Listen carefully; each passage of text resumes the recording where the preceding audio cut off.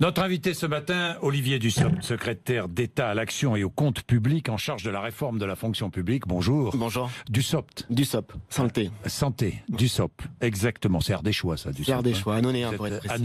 Annonéen, le nord de l'Ardèche. Olivier Dussopt, vous n'avez pas voté le budget que vous appliquez. Je le précise parce que c'est vrai, hein, on vous l'a dit 20 fois, mais c'est la vérité. Vous n'êtes pas le premier.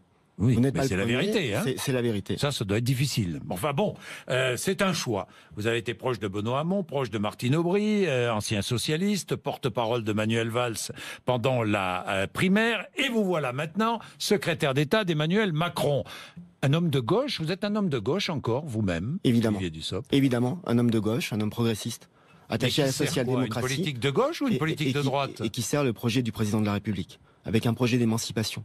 Lorsque je me suis engagé en politique, il y a maintenant un peu plus de 20 ans, avant évidemment d'être élu, j'avais un mobile, une seule motivation, c'est l'égalité des chances, l'émancipation individuelle et collective.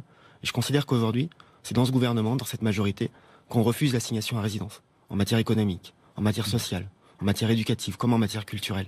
Et l'ambition que j'ai d'être utile, et je pense que c'est à la place où je suis aujourd'hui, je suis le plus utile. Vous pensez que ce gouvernement a une politique sociale entraînante, une politique sociale juste, égalitaire? C'est un gouvernement progressiste et juste, qui fait ce qu'il dit, qui tient les engagements du président de la République et qui applique un projet avec une trajectoire et la volonté à la fois de redresser les comptes, de redresser le système de production et de pouvoir répartir les richesses une fois qu'elles auront été créées. Aucun état d'âme. Aucun état d'âme. Pas d'état d'âme et la volonté de servir, la volonté d'être utile et la volonté de réussir les chantiers que le président de la République et le Premier ministre ont bien voulu me confier. Un gouvernement, un président de la République autoritaire. L'état de droit, c'est l'état de droit. Vous avez vu les images, regardez les images, tiens, regardons-les. En ce moment, de Notre-Dame-des-Landes, les affrontements, je dis bien affrontements, entre les gendarmes mobiles et les zadistes. Et qu'est-ce qui vous choque? Je ne dis pas que ça me choque, mais qu'est-ce qui vous choque?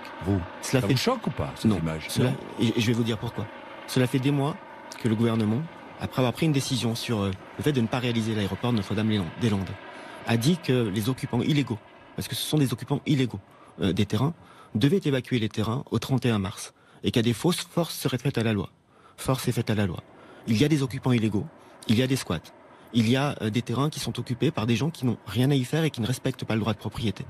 Le gouvernement a dit, en lien avec les élus, en lien avec les autorités, que ces terrains devaient retrouver une vocation agricole, que tous les projets individuels, agricoles, qui s'inscrivent dans l'état de droit, dans le respect des règles, dans le respect des lois, seraient accompagnés. Alors, là, il s'agit d'expulser, d'évacuer des occupants illégaux. Toute la gauche proteste, sauf vous. Non, je ne crois pas que toute la gauche proteste. La plupart. Je ne crois pas que toute la gauche proteste. Toute la gauche politique proteste. Je peux vous assurer que pour bien connaître les élus locaux, puisque c'est peut-être un des secteurs de la société que je connais le mieux, les maires, les présidents de département, qui sont confrontés à la nécessité de maintenir l'ordre public, de garantir l'application de la loi, beaucoup, vraiment beaucoup, soutiennent cette décision et considèrent qu'il était essentiel que l'état de droit soit rétabli, que la loi soit respectée et que les terrains occupés illégalement soient évacués. Je parlais de la politique dite de droite, conduite par le président de la République. Je regarde sa popularité. Chez les cadres, elle est au plus haut. Et parmi les couches populaires, les classes populaires, elle est au plus bas. Il y a une explication ou pas à cela? Il y a peut-être une explication de fond. Laquelle? Vous parlez des classes populaires, vous parlez des ouvriers. Vous parlez finalement du milieu social. Vous connaissez ce milieu dont je viens. Oui. C'est le milieu qui a été... Tous vos amis, tous ceux que vous connaissez, qui sont ouvriers. C'est le milieu social, la classe ouvrière. Défend d'Emmanuel Macron aujourd'hui. La classe populaire, c'est un milieu social qui a été oublié par la droite, souvent méprisé. Et qui est toujours oublié par la gauche. Et trahi par la gauche. Et oublié par Emmanuel Macron. Oublié par la droite, un homme de gauche. Oublié par la droite et trahi par la gauche. Aujourd'hui, Emmanuel Macron, et nous avec lui, dans le gouvernement, nous revalorisons le travail. Nous faisons en sorte que celles et ceux qui travaillent puissent gagner plus. Nous faisons en sorte aussi, et ça n'est peut-être pas assez dit, de revaloriser ce qui vient en aide à ceux qui sont les plus fragiles. Depuis le 1er avril, nous avons revalorisé le minimum vieillesse. À la rentrée, nous allons revaloriser l'allocation adulte handicapé. Olivier Dussopt, vous n'allez pas me faire le catalogue de toutes les mesures. Ni catalogue, ni catéchisme. Moi, je veux bien le catalogue. Mais il ne vous... Enfin, je veux bien. Mais un ouvrier qui habite à 10 km d'Annonay, qui est obligé d'aller travailler à Annonay avec sa voiture, est-ce que vous pensez que son pouvoir d'achat a augmenté? Pas forcément, franchement. Pas autant qu'il aurait voulu. Pas autant qu'il aurait voulu, et peut-être pas du tout augmenté. Mais il y a aussi une perspective. Oui. La perspective, c'est qu'au mois d'octobre... Est-ce qu'on vit avec de la perspective, Olivier La Dussopt? perspective, elle est importante malgré tout. Parce que la perspective, c'est là où on va et comment le dire. Pour un ouvrier qui vit à côté Annonay, comme vous le dites, Oui. dans un secteur où le salaire moyen est inférieur à 1 500 euros pour les ouvriers. Oui. Au mois d'octobre, la prime d'activité, à laquelle sont éligibles les salariés qui gagnent moins de 1 500 euros, va augmenter de 20 euros par mois, et ça sera le cas chaque année pour une augmentation de 80. Au mois d'octobre aussi, la deuxième vague de baisse des cotisations salariales va lui permettre de voir sa fiche de paye être valorisée. Et au mois d'octobre enfin, un tiers de sa taxe d'habitation sera supprimé. Je ne dis pas que ça va aussi vite que l'ouvrier que vous décrivez. Donc il faut aurait qu'il souhaité. attende octobre, quoi. Et il faut attendre octobre, effectivement. Pour voir sa Parce vie que s'améliorer. Le budget de l'année 2018 s'applique sur toute l'année 2018.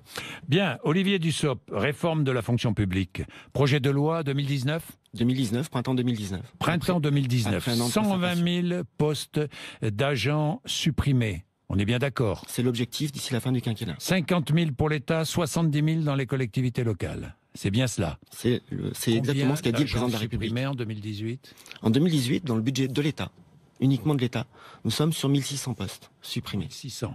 1600 postes en 2018. Si vous voulez atteindre 120 000. Mais peut-être que votre question va me permettre d'éclairer la méthode avec laquelle Alors on allez-y. travaille. Nous prenons un an de concertation. Un an de concertation avec les organisations syndicales pour examiner les 4 chantiers qui ont été arrêtés, décidés par le gouvernement et par le Premier ministre. Et nous avons aussi, en parallèle, un processus qui s'appelle Action publique 2022 qui permet de repenser ce que doit être la politique publique, de repenser ce que doit être l'État. Nous prenons le temps de cette discussion avant de prendre des mesures qui soient des mesures de coupe. Il n'y a pas de logique purement budgétaire, il n'y a pas de logique uniquement arithmétique. L'objectif est de dire qu'est-ce que l'on veut comme État, qu'est-ce que l'on veut comme politique publique, comment est-ce que nous mettons à profit les réorganisations, les évolutions technologiques, pour faire en sorte à la fois de transformer l'administration, la fonction publique, nous voulons qu'elle soit plus forte, plus efficace, faire en sorte aussi de pouvoir rendre le même service avec des effectifs qui, à échéance de 5 ans, soient effectivement en baisse. Parce qu'aujourd'hui, les agents qui sont en poste sont au travail. Ils sont engagés. Non, mais, Ils sont impliqués. Oui. Et il n'est pas question de dire que tel ou tel agent ne servira à rien. L'objectif mais est de ils sont dire... trop nombreux. L'objectif est Mais de ils dire... sont trop nombreux. L'objectif est d'abord de dire, parce qu'il y a des réorganisations, parce qu'il y a des mouvements assez massifs de départ à la retraite, parce qu'il y a des évolutions technologiques qui permettent de réinterroger certains Ils sont métiers, trop nombreux. nous pouvons faire aussi bien avec moins. Ils ne sont Donc pas ils sont forcément... trop nombreux. Ils ne sont pas forcément trop nombreux aujourd'hui, Bah, mais nous savons que faut nous assumer, pouvons hein. faire mieux d'ici quelques années. Mais il faut assumer. La Si question n'est vous pas... supprimez 120 000 postes, c'est qu'ils sont trop Vous ne nombreux. m'entendrez jamais dire qu'un 50 agent 000 est inutile. pour l'État, 70 000 dans les collectivités locales. On est bien d'accord. Vous commencez par un dialogue social avec les syndicats. Exactement. Alors moi j'ai une question toute simple. Combien de fonctionnaires travaillent à temps plein ou à temps partiel pour les syndicats? Les estimations sont assez contradictoires. Combien? Laissez-moi répondre Oui. précisément. À l'échelle de la fonction publique d'État, qui représente 2 400 000 agents sur les 5 480 000 agents de la fonction publique, Oui. il est estimé qu'environ 5 500 équivalents temps plein sont consacrés à l'exercice du droit syndical. Trop? Ça n'est pas trop. Ah bon? Ça n'est pas trop. Et souvent, ce sont des agents qui disposent de délégations sur des temps partiels. Il ne s'agit pas de 5 500 personnes identifiées se consacrant à 100% à l'exercice d'un mandat syndical.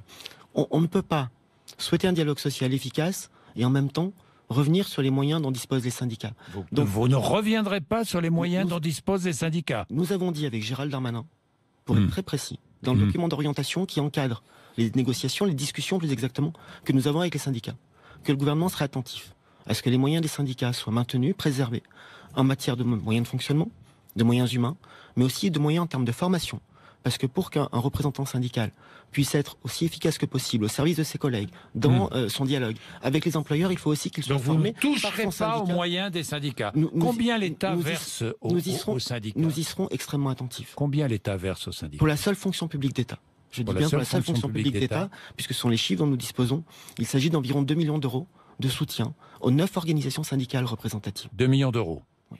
Bon. Et pour toutes les fonctions publiques, globalement, ça représente quoi? Le chiffre n'est pas consolidé puisque Sur les dans la, trois fonction, fonctions publiques dans la fonction publique territoriale, il y a 55 000 employeurs. Donc il n'y a pas de consolidation de chiffres. Et à moins de faire des estimations à la louche qui ne seraient pas honnêtes, je ne m'y hasarderai pas.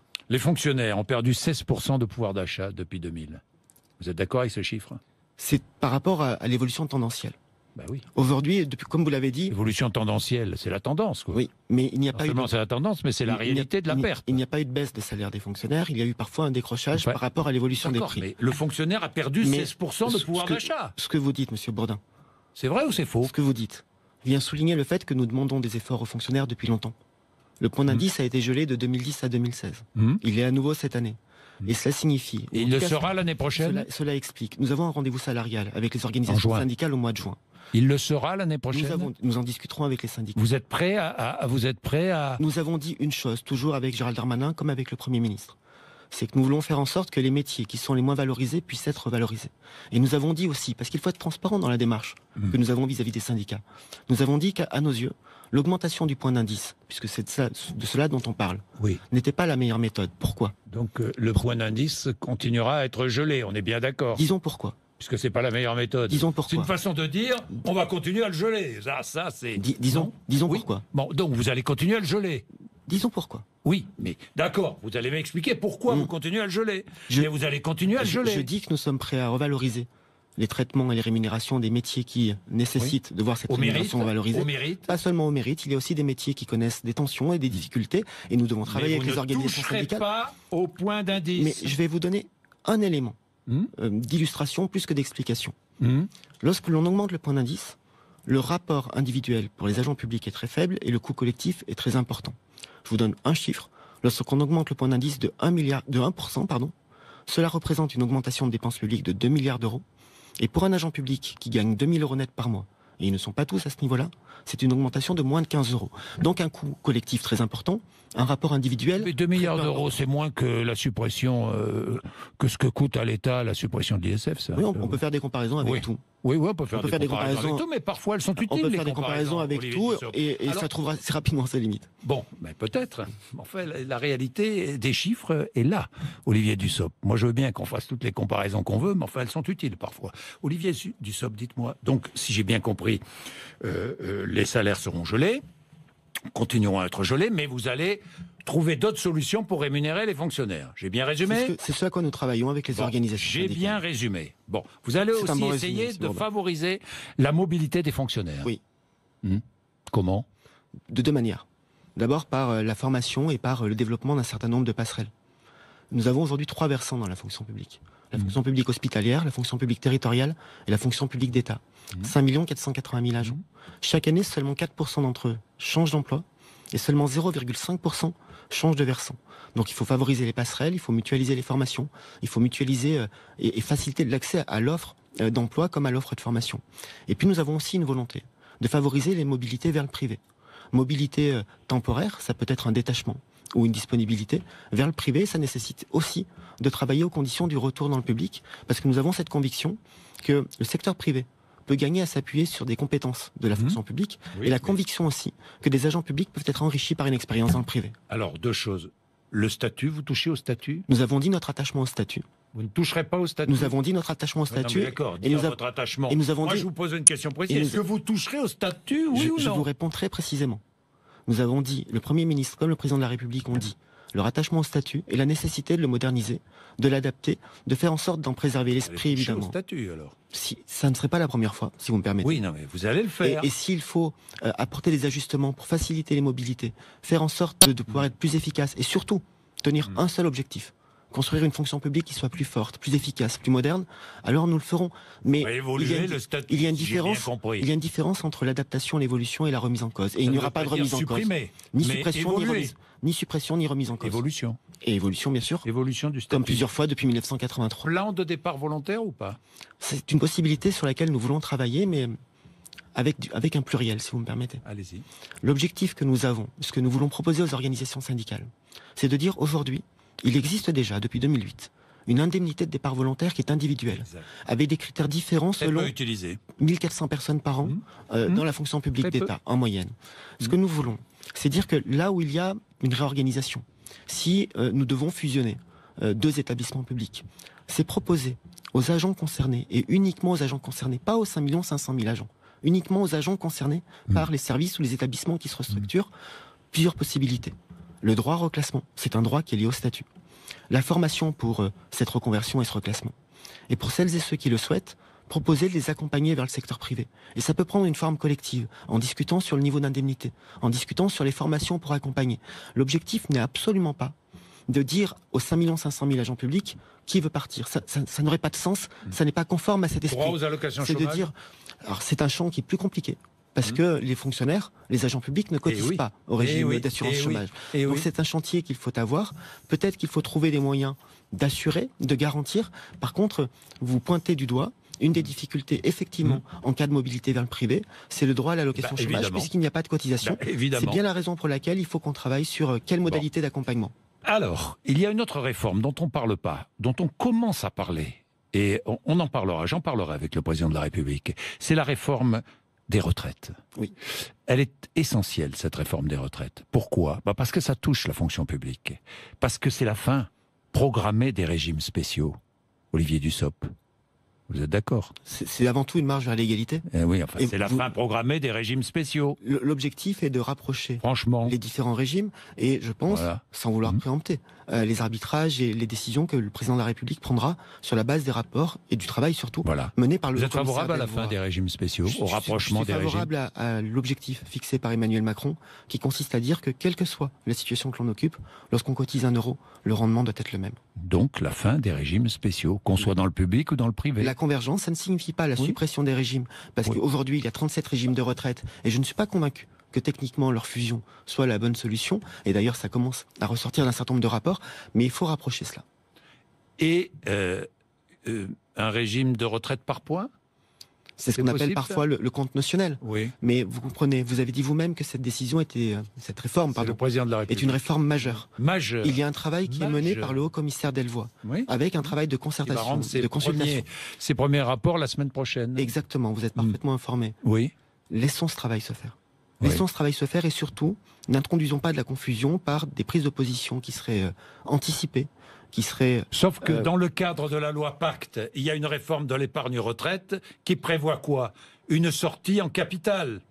Avec cette possibilité, en tout cas, ça sera soumis à l'examen du Parlement. Donc ça veut dire un début. Laissez les choses s'articuler, M. Bourdin. Le président de la République sait combien cette réforme est importante. Elle est essentielle. Il aura peut-être, et s'il le souhaite, et elle risque de mettre les syndicats dans la rue, vous le savez bien. J'imagine que vous aurez un certain nombre de questions à lui poser. Oui, là-dessus. Nous verrons quelles sont ses réponses et comment il souhaite y répondre. C'est essentiel. Chaque chose en son temps. Et je pense véritablement que la lisibilité, l'efficacité et la réussite de cette réforme tiendra aussi compte de la capacité que nous aurons les uns et les autres à ne pas introduire de confusion. Merci Olivier Dussopt d'être venu nous voir ce matin sur RMC et sur BFM TV, secrétaire d'État à l'action et au compte public en charge de la réforme de la fonction publique. Merci. Merci à vous. 8h54.